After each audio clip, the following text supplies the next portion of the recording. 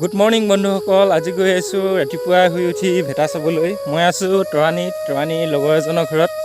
এয়া তৰাণী ইজাপৰ কাষৰ নদীত ভেটাৰ নেট পাতি থৈছে। ভেটা চাবলৈ যাওঁ আৰু মাছ কিমান পাওঁ দেখাম আপোনালোকক। এয়া গৈ আছোঁ তৰাণী ইজাপৰ কাষে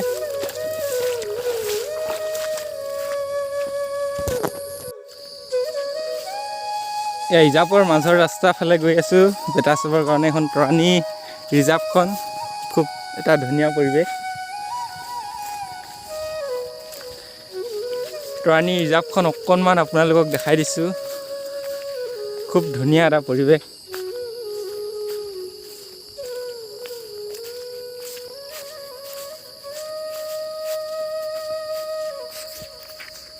এয়া ভেটাৰত মাছ চাবলৈ গৈ আছোঁ আজি।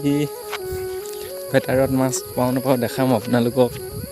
কিমান লাগে, কি মাছ লাগে। এতিয়া অলপ আগত আছে ভেটাখন। এতিয়া ফাইনেলি আহি ভেটাৰ পালোহি। এয়া ভেটাৰত মাছ লাগে নাই নাজানো। এয়া মাছ দেখাম আপোনালোকক। নদীৰ পানী খুব সুন্দৰভাৱে বৈ গৈ আছে। নেট পাতি থোৱা হৈছে। আমাৰ ইয়াৰ সত্য ভাই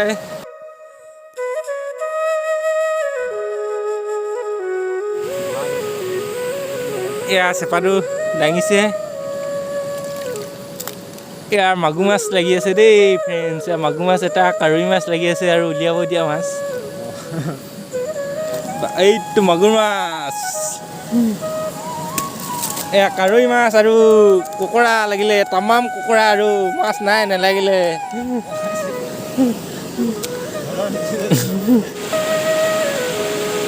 এতিয়া নেটখন চাইছে মাছ আছে নাই।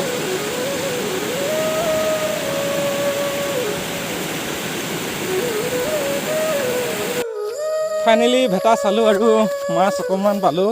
ইয়াৰ ঘৰত গৈ আছোঁ এতিয়া। ঘৰৰ ৰাস্তাৰ কাষে আজিলৈ ভিডিঅ'টো ইমানেই। কেনেকুৱা লাগিলে আপোনালোকে কমেণ্ট কৰি জনাব। আৰু যিসকলে এতিয়াও ছাবস্ক্ৰাইব কৰা নাই মোৰ চেনেলটো ছাবস্ক্ৰাইব কৰিবলৈ নাপাহৰিব।